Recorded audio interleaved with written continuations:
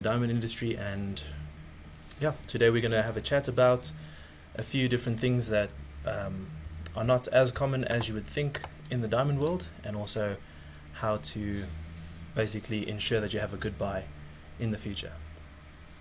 To give you a quick overview of what we'll be talking about today is we're going to be looking at all aspects of diamonds, namely the 4 C's, which is basically the cut, the carat weight, the color, and the clarity.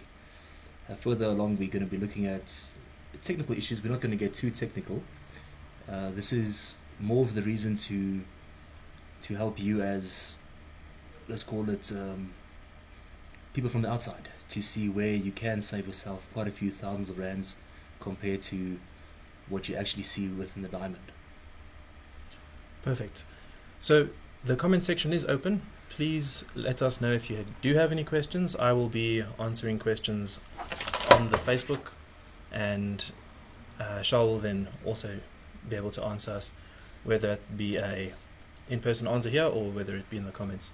Feel free to ask us anything. Alright, so we'll start with looking at the cut of a diamond, just to be able to identify the different parts of a diamond basically. So those of you on a phone, it might be a bit difficult to read what is happening here on the screen. However, if we start at the top, the very top part of a diamond is called the table. That is this very top facet here. Then we move down to the crown, which is where there are quite a few different shaped facets, including kite and triangular facets.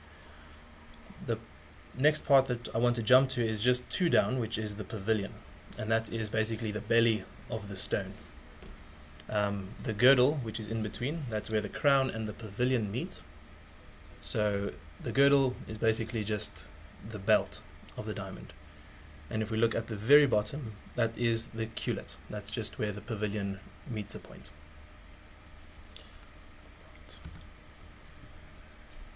Alright, now that we know how to identify a diamond, we're going to be looking at the different cuts or the shapes.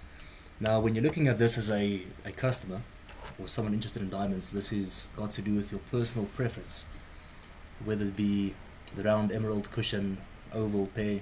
There's actually many more. What you see displayed on your screen right now is the general cuts. Right, it's not all of them, but this gives you a good indication of what is the norm, you could say. So out of these different cuts, it actually does affect the price depending on which cut you look at. If we compare apples to apples, the round brilliant cut and the marquee cut are slightly more expensive than your other cuts, and all these other cuts are basically referred to as fancy cuts. Now, the reason why round and marquee cut diamonds are slightly more expensive is just because your rough retention is less than that of these other cuts. With a round brilliant cut diamond, you do lose quite a bit of your rough diamond to get it into that round shape.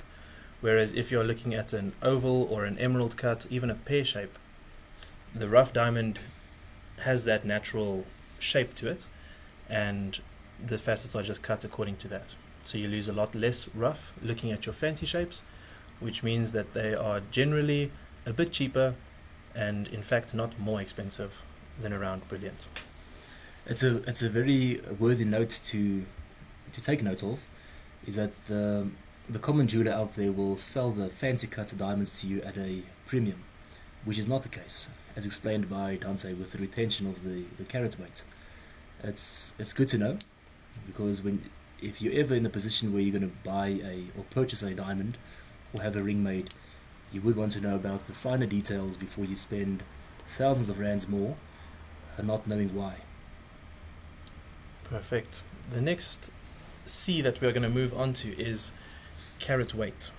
So the size of a diamond is actually measured in its weight and not its diameter. Diamonds or round diamonds are cut to specific proportions. So with a bit of mathematics, we can actually use the rough diameter to work out how much the stone will actually weigh in carats. And that formula, for those of you who like the maths behind everything, it's basically the diameter to the power of 3. So let's say the diameter was 4 millimeters. You take 4 times 4 times 4 times 0.00366, and that gives you your estimated carat weight. So this is only applicable to round stones. It's a bit more difficult with fancy cut stones, just because they aren't as regulated in the depth versus diameter or length and width. So to estimate a fancy cut diamond is a bit more difficult, but still possible. Another point to take note of when it comes to the carat weight of diamonds is that every now and then there's a big jump in price when you breach a certain carat weight. For instance, if you take the example of the very first one you see, there's a 0.25 carat, which is a quarter of a carat, 4.1 millimeters. If you have 4 of those diamonds, technically you will be having 1 carat in total, if you look at the weight alone. However, it's going to cost you much less than purchasing one single 1 carat diamond. So there's a few breaches or few jumps in between.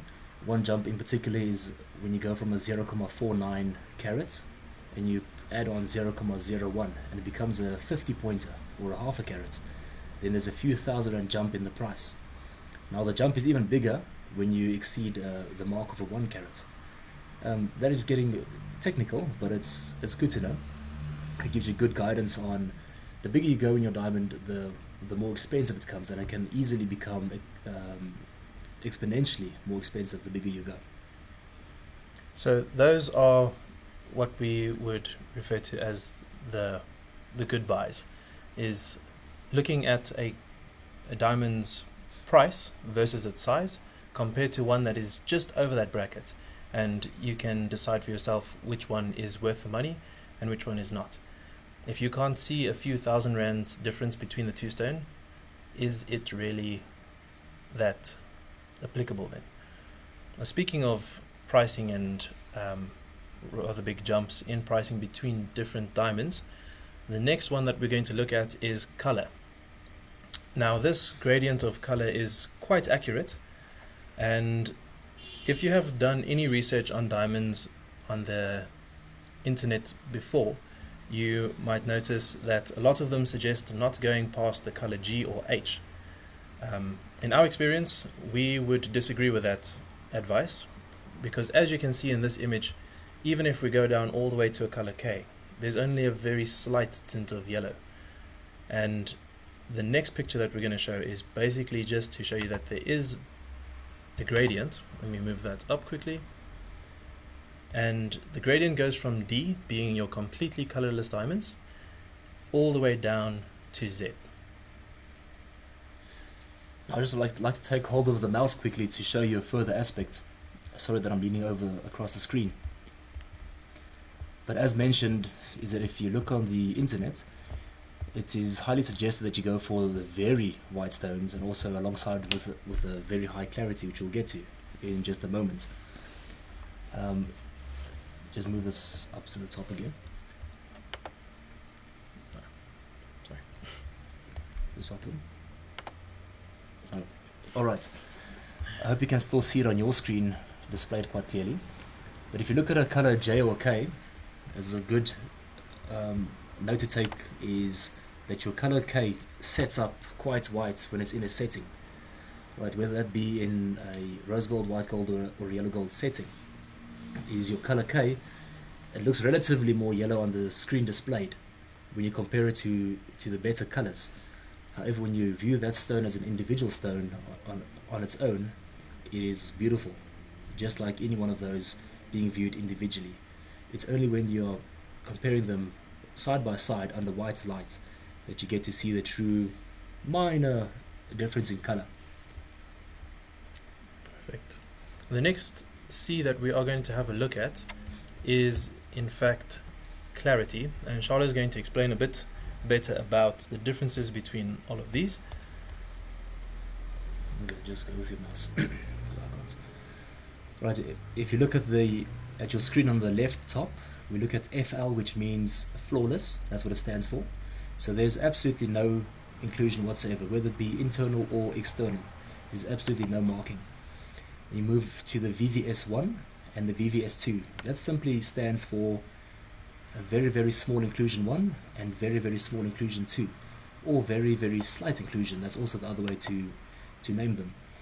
Now, that's extremely small. You're talking about microns. Now, when you look under times 30 or times 40 in magnification, that is when you might see something very, very small, which we will try to depict later on in this webinar. Once you move away from the VVS1 and VVS2, you'll move to the range of VS1 and VS2. Now, instead of it being VVS1 and VVS2, one V falls away and it simply becomes very slight inclusion or very small inclusion 1 and 2. Now, these stones still fall in a bracket where it's very, very pure, meaning that under times 10 magnification that you will still struggle to see the inclusions if you don't look at diamonds on a daily basis. Very clean. And then once you move away from the VS group, you go to the SI1, SI2, and there is also a SI3 category which is not displayed here, seeing that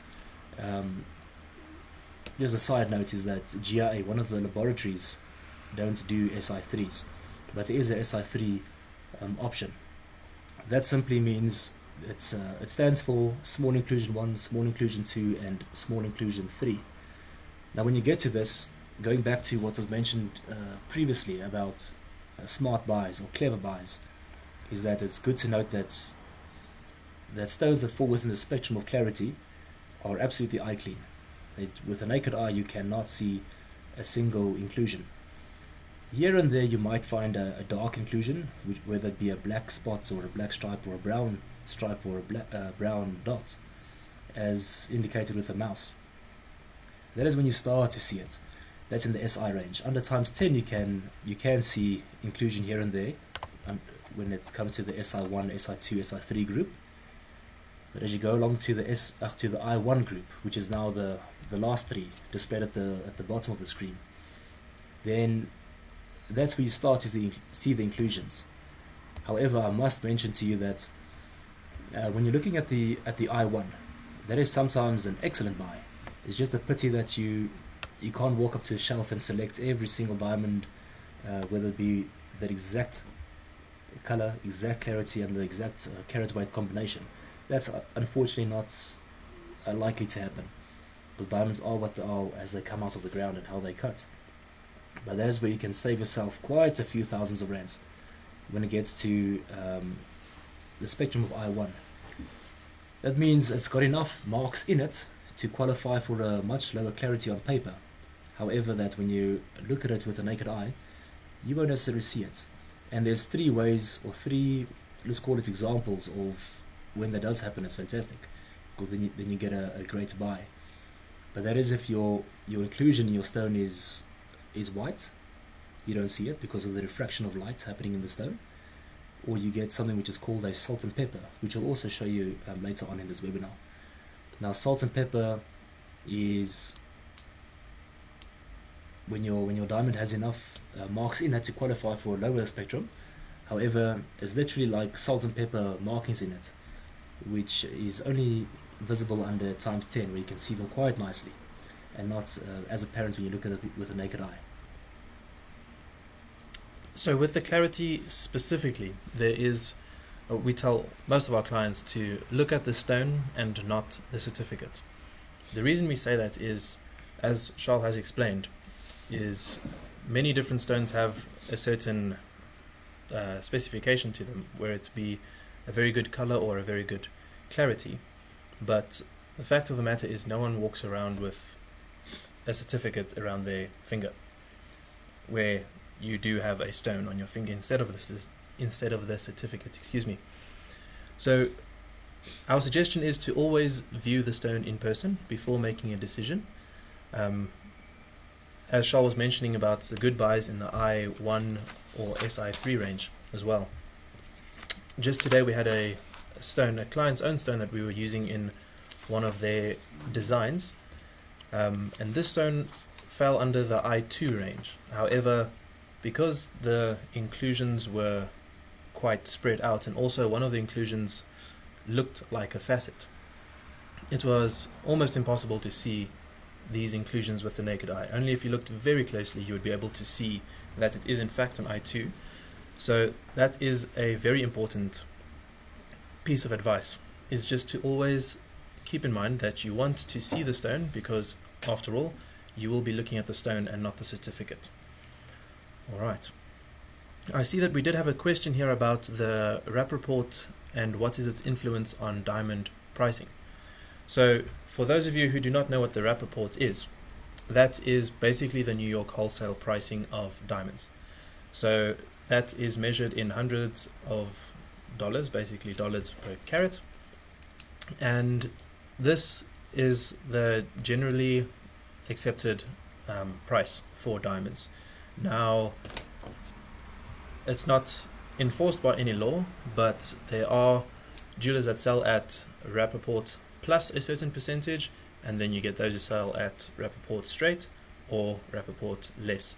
It's very rare to find a jeweler that is going to sell to the public at wrap report less any price or less any percentage, just because in the trade you don't get that much of a discount selling between places. So if you do find one that is less any percentage, that is considered a good buy.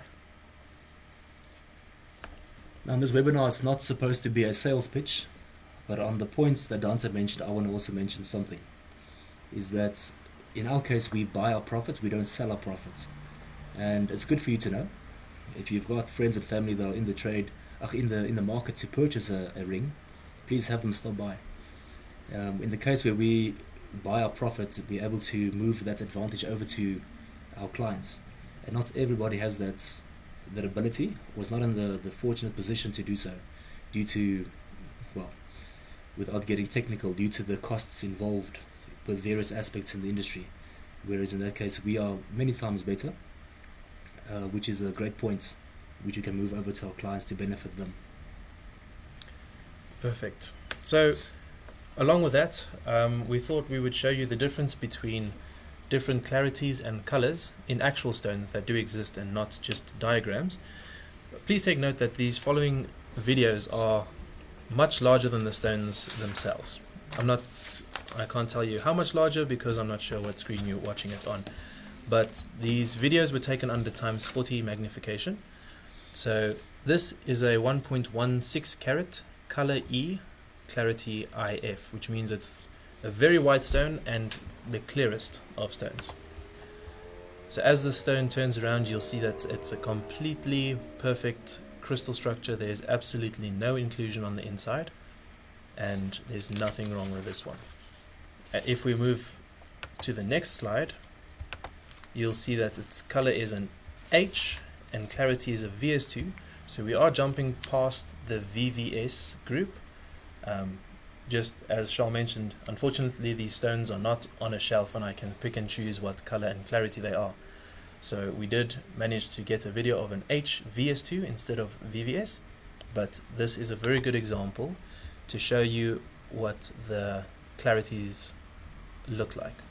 You'll notice on the face of the diamond, looking from the table right over here,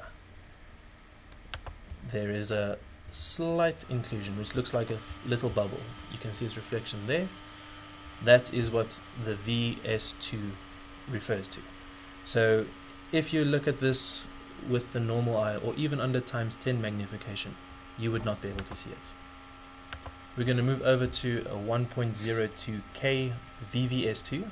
So this one's clarity is better than the previous video, however its color is a bit further down the scale.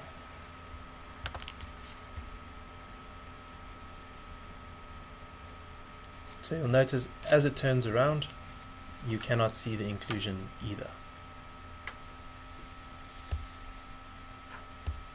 If we move over to the next one, which is a 1.01 carat MSI1, you'll notice that now we are starting to see a yellowish tinge to the stone.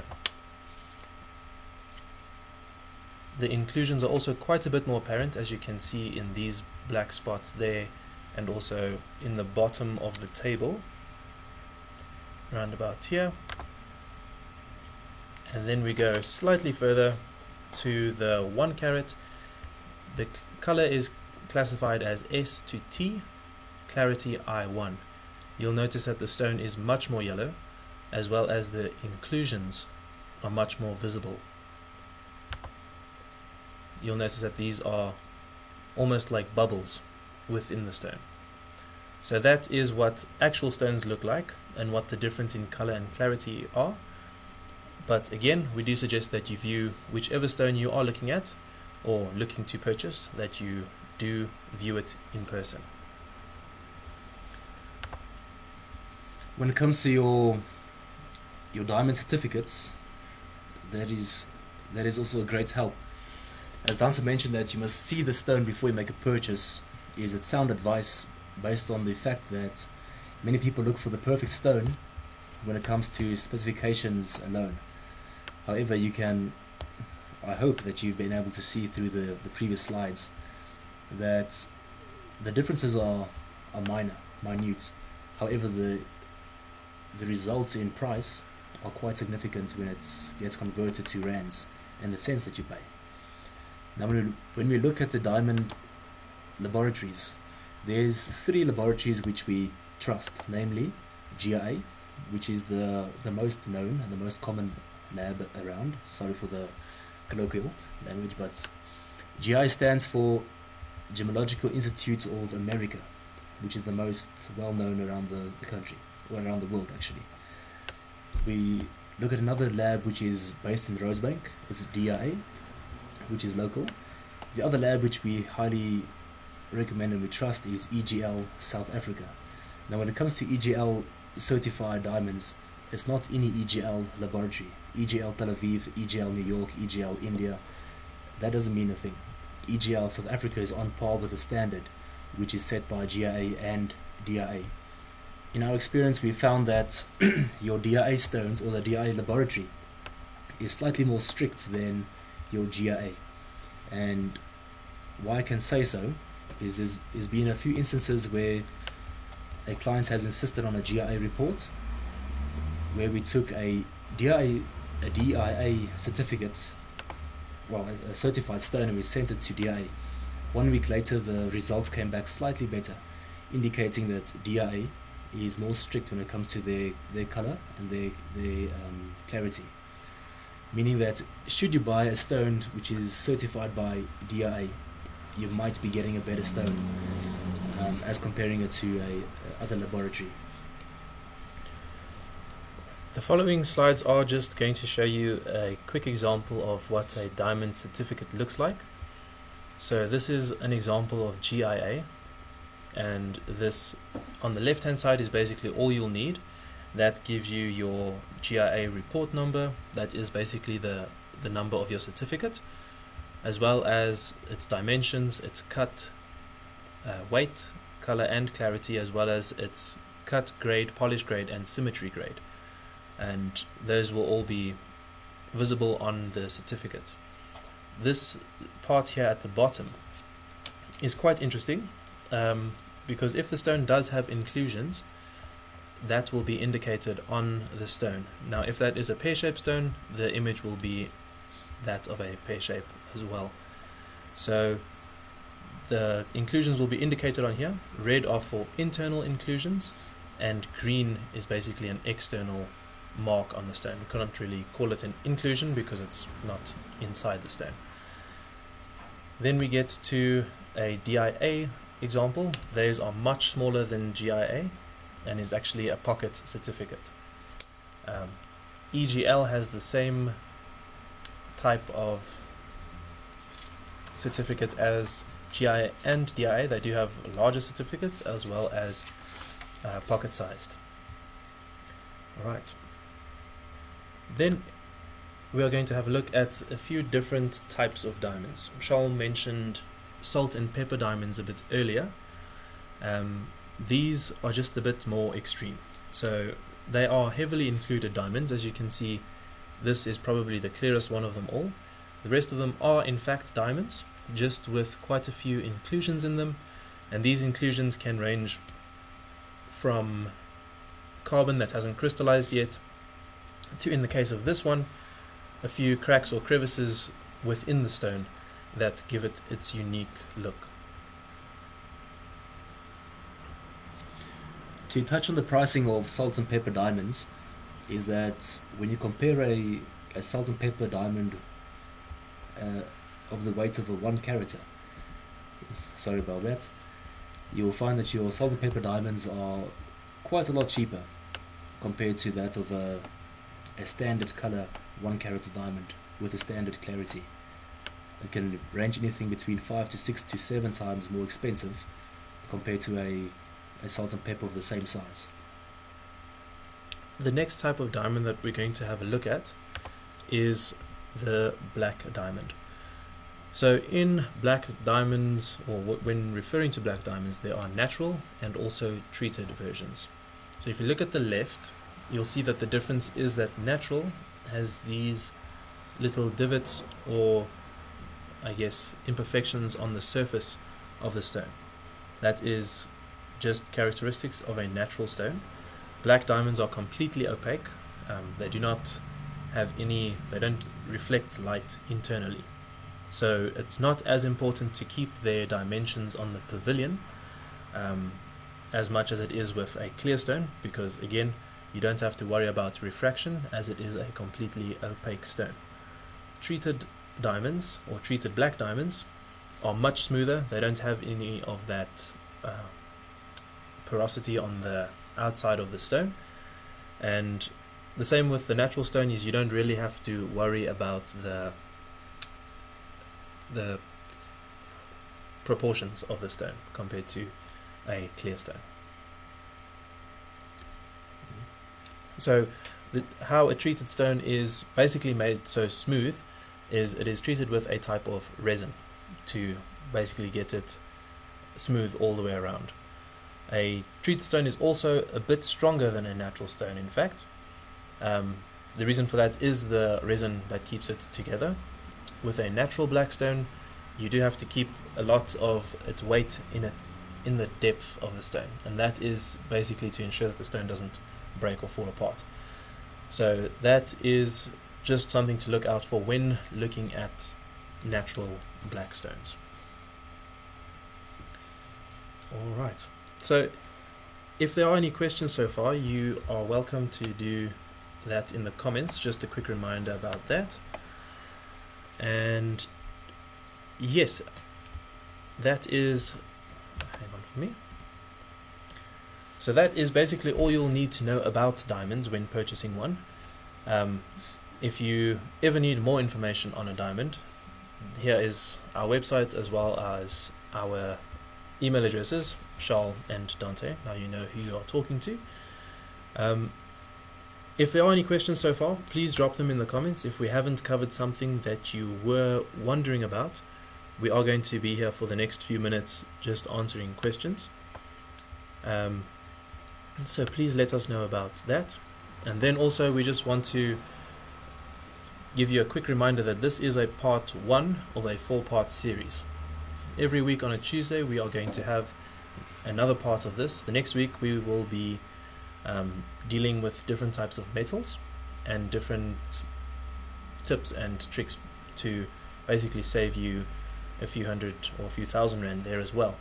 So be sure to keep an eye out for the next event, which will be on our page. We'll schedule it in the same fashion as this one, and we are always happy to answer any of your questions.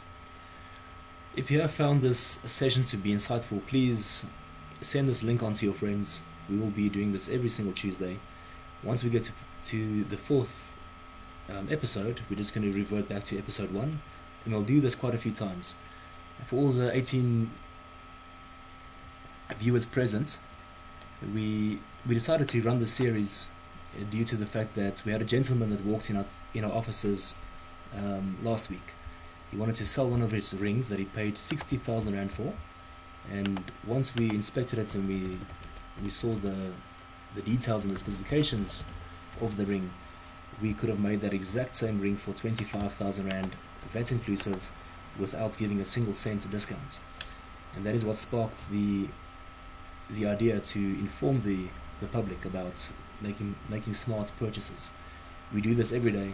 We see these examples every single day, and it's quite saddening to see that the profit margins in some cases are so extremely high, where you get virtually the same thing, exactly the same thing, if not better. I see that there was a question about the difference between a rough and a cut diamond. If you give me one moment, I will be able to show you that difference. If you can give me 10 seconds.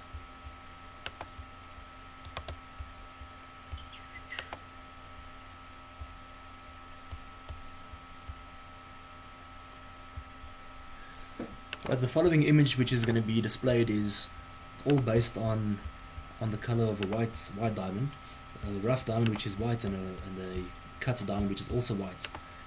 And a interesting thing to take note of is that your rough diamonds aren't always extremely white. They can be brown, they can be green, they can be dirty. It can look like a stone found in your garden and you wouldn't know it. The example being pulled up in a few seconds will just be portraying the white version of it, so you can see the general shape of a rough diamond, and then what it becomes once it's cut. That's interesting. And show them half one.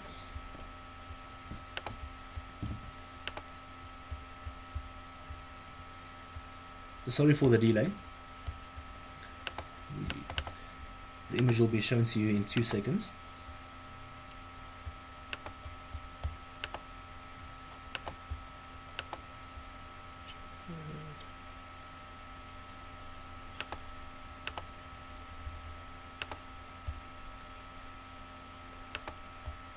Okay, seems like it is not wanting to work with me. That's fine. Perfect.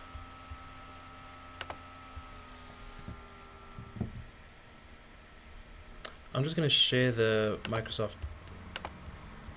That was good enough. Sorry for the informality of this. However, that is basically what the difference between rough and cut looks like.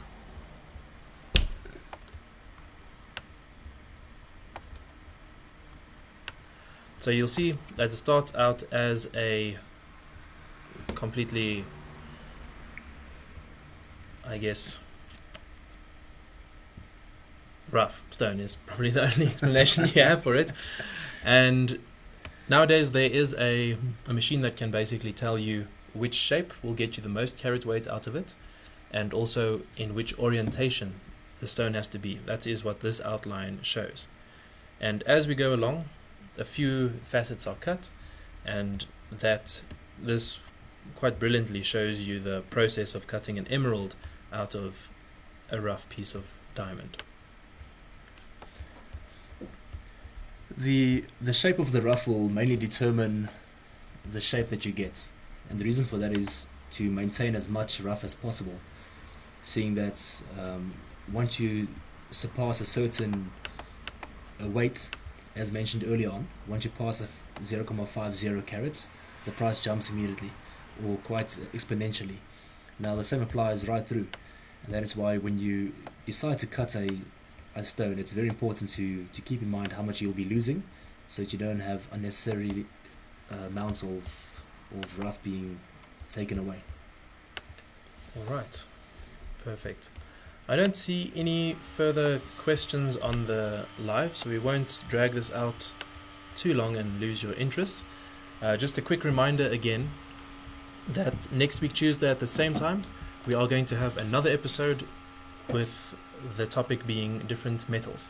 So that will teach you the difference between the different carats in gold, which metals are best suited for different types of designs and so forth. Also what is harder, what is softer, what is more practical. There's quite a few different hints and tips that you'll get in the next video. So please be sure to join in next week Tuesday, and also if you did find today insightful, be sure to share it with your friends and leave us a like. Thank you.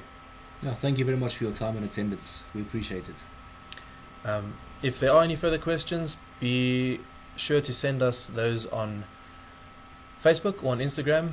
Also, either one of our emails is alright, and we'll get back to you with an answer on any of your questions. Thank you so much for joining in, and thanks for making this first episode a success, and we hope to see you all next week. Thank you. Bye-bye.